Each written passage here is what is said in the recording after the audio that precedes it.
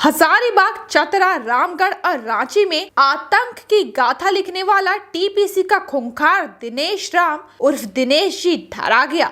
5 लाख का इनामी दिनेश राम इन 4 जिलों में आतंक फैलाए हुए था। उसका नाम सुन कोई भी डर जाता था। बीते साल छठ घाट पर केदार ठाकुर की नृशंस हत्या कर दिनेश राम का नाम एक क्रूर और खूंखार उग्रवादी के रूप में उभरकर सामने आया था। उसके नाम उक्त चारों जिले के कई थानों में संगीन मामले दर्ज है। करीब 49 से ज्यादा मामलों में वह मोस्ट वांटेड था। फिलहाल हजारीबाग पुलिस को 24 केस मिले हैं, जिसमें दिनेश राम वांटेड था। दिनेश राम की गिरफ्तारी हजारीबाग पुलिस की एक बड़ी कामयाबी है। दिनेश के साथ उसका एक खास सहयोगी रवि दजास भी पकड़ा गया है। दोनों ने पूछताछ में पुलिस के सामने कई अहम राज खोले हैं। हजारीबाग पुलिस बहुत जल्द टीपीसी के हार्डकोर उग्रवादी को रिमांड पर लेगी। इस बात का खुलासा आज हजारीबाग के पुलिस कप्तान मनोज रतन चौथे ने किया।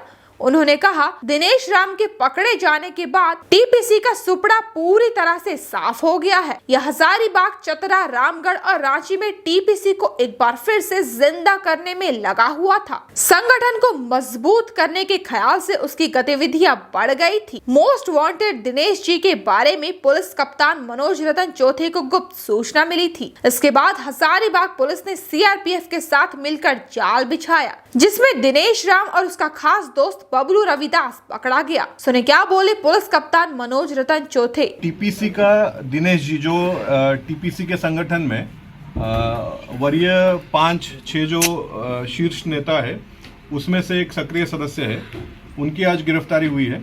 दिनेश जी उर्फ दिनेश राम। इसके साथ ही दिनेश के साथ एक बबलू रविदास करके टीपीसी संगठन का सक्रिय सदस्य गिरफ्तार हुआ है। तो दिनेश जी ने पिछले 1 से 1.5 साल में कई एक घटना को अंजाम दिया है, जिसमें हजारीबाग में पिछले वर्ष छठ घाट पर केदार ठाकुर का मर्डर हुआ था।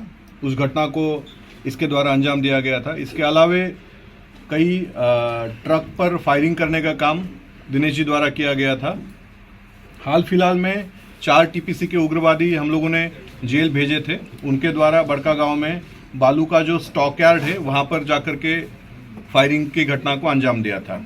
उस घटना के पीछे भी जो मास्टरमाइंड था, जिसके निर्देशन में, जिसके डायरेक्शन पर ये कांड को इन लोगों द्वारा कारित किया गया था, वो दिनेश ही था।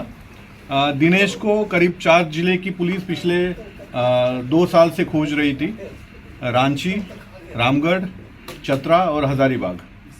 आज हम लोगों ने हजारीबाग पुलिस और सीआरपीएफ के 22 बटालियन के संयुक्त टीम ने दिनेश जी का गिरफ्तारी किया है। दिनेश जी का जब हम लोगों ने आपराधिक इतिहास खंगालने की कोशिश की, अभी हमारे पास करीब 24 केसेस नामजद दिनेश के अगेंस्ट में मिले हैं और अन्य जिलों से हम लोगों ने अभी आपराधिक इतिहास इनका मांगा है। इनको जब हम रिमांड पर ले लेंगे तो मुझे उम्मीद है कि इनके अगेंस्ट में कम से कम 50 या उससे अधिक ही केसेस हम लोगों को मिलेंगे। मैं मानता हूँ हजारीबाग पुलिस की और सीआरपीएफ के 22वें बटालियन की एक बहुत बड़ी उपलब्धि है। पिछले वर्ष हम लोगों ने सैक मेंबर प्रद्युमन शर्मा को गिरफ्तार किया था, जो 25 लाख का इनामी था। दिनेश जी पर भी वर्तमान में रिवार्ड का प्रस्ताव गृह विभाग में चला गया है। 5 लाख का ये भी इनामी है। इनके ऊपर भी इनाम की घोषणा के लिए प्रस्ताव ऑलरेडी पुलिस मुख्यालय द्वारा भेजा गया है और इनके गिरफ्तारी से मुझे आशा ही नहीं बल्कि पूर्ण विश्वास है कि जो घटनाएं टीपीसी जो हमारा रांची, चतरा, रामगढ़ और हजारीबाग का क्वाड्रा जंक्शन था, वहाँ पर इनके घटनाओं पर निश्चित रूप से रोक लगेगी। इनके द्वारा टीपीसी के संगठन को जो पुनरुज्जीवित करने का काम किया जा रहा था, उस काम पे कहीं ना कहीं रोक लगेगी और जो घटनाएं पिछले 1 साल 1.5 साल में इन चारों जिलों के सीमावर्ती क्षेत्रों में हुई थी, उन सभी घटनाओं का इसके गिरफ्तारी से निश्चित रूप से उद्भेदन हो जाएगा। साथ ही इनके स्वीकारोक्ति बयान में इनके संगठन के और भी कुछ लोगों के नाम सामने आए हैं। उनके भी गिरफ्तारी के लिए हम लोग लगातार प्रयास करेंगे और ये जो संगठन है हजारीबाग और ये जो हमारा क्वाड्रा जंक्शन है, वहाँ से समूल इसका उच्चाटन हो जाए, इसको हम लोग यहाँ से खत्म कर दें, ये हमारी प्राथमिकता रहेगी।